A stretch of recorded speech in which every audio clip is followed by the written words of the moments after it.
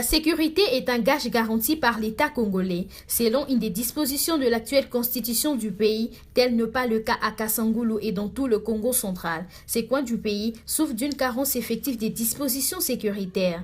Dans la nuit du week-end dernier, les assaillants ont attaqué cruellement les personnes, d'où on a enregistré des décomptes macabres, perte de vies humaines, dont certaines personnes brûlées vives, de graves blessures commises dans la route nationale numéro 1 Kinshasa-Matadi par deux personnes autrement identifiées qui ont ravagé, pillé les biens matériels et ont passé le couteau sous le cou de plusieurs personnes. Il faut signaler que depuis un moment, la criminalité, la tuerie en série, la délinquance urbaine et le phénomène coupeur de route opérant la nuit trouvent demeure à Kasangulu, aussi le long de la route nationale numéro 1. Les témoins de l'événement s'expliquent.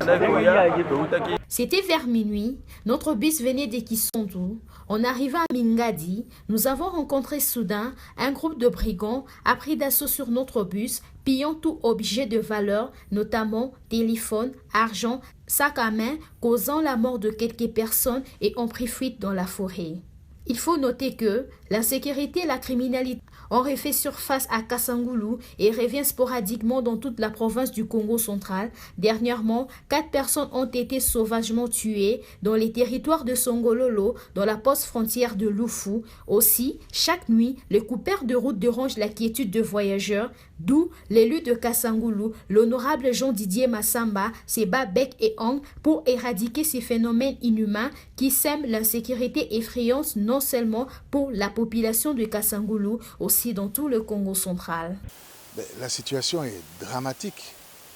C'est du jamais vu. Il se passe des choses, des atrocités qu'on peut, difficiles à qualifier. On tue, on coupe les routes, on incendie des maisons, on pille. Et apparemment, les choses n'ont pas l'air de beaucoup bouger. Il y a des forces de l'ordre qui n'ont pas de moyens. Ça ne peut pas se déplacer. La communication même entre éléments de force de l'ordre est difficile.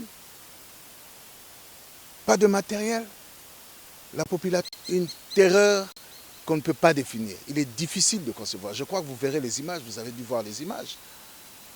C'est incroyable. On brûle des enfants complètement calcinés.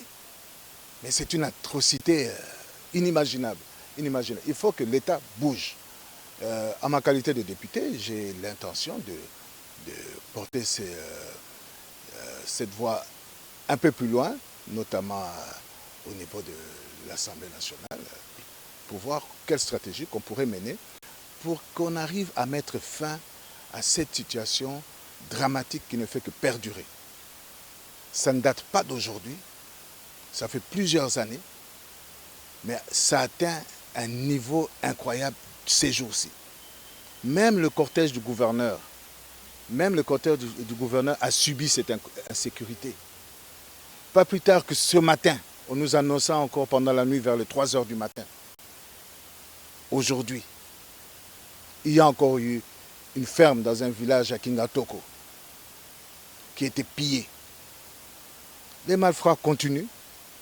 Ils s'adonnent à des actes de barbarie et rien ne bouge, rien n'est fait. La population est devenue terrorisée.